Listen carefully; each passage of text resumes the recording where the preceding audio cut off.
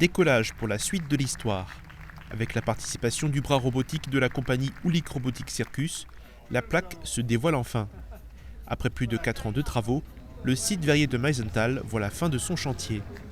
Un projet qui aura coûté environ 18 millions d'euros est porté par la communauté de communes du pays de Bitche. Une centaine d'entreprises auront participé à cette réhabilitation. La ministre de la Culture, Rima Abdul Malak, était présente pour participer à l'inauguration de ce lieu historique. Je ne sais pas si nous avons réussi à décrocher la Lune, mais force est de constater que le site verrier de Meisenthal, qui est né en 1704, a réussi, grâce à l'abnégation de générations d'hommes et de femmes, à traverser les époques et les défis imposés par l'histoire. Ce que je trouve comme point de jonction avec une vision en politique des métiers d'art, madame, et ce qui s'est fait ici, ça a été une ingénierie.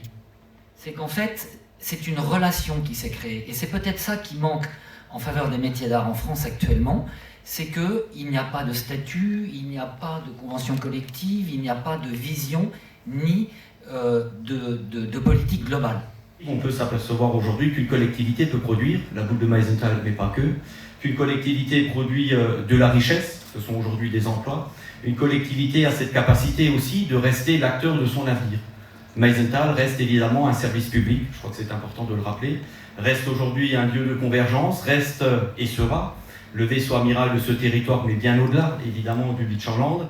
Ce renouveau qui se traduit d'ailleurs par ses succès culturels, économiques et touristiques, revendiqués par nos élus et ses acteurs, démontrant ainsi par cette réalisation que la ruralité a toute sa place dans cette France des territoires, qui ne s'arrête pas uniquement aux portes et aux limites des grands centres urbains ou des métropoles.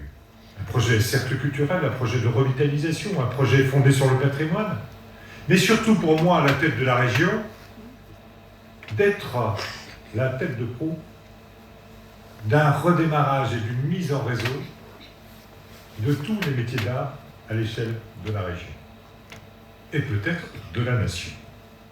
Il y a deux phrases qui m'ont marquée tout au long de cette visite. La première, c'est « Demandez-nous la Lune » et « L'histoire continue ». Les deux phrases ensemble trottent dans ma tête depuis tout à l'heure parce que je trouve que ça résume parfaitement l'ambition, l'énergie, la magie de ce lieu qui est unique en France, en Europe et visiblement au monde, d'après Yann Greenenberger. Les différents partenaires publics et privés ont cofinancé le projet à hauteur de 62% du coût total. Avec cette rénovation, le livre continue de s'écrire pour le site verrier de Meisenthal.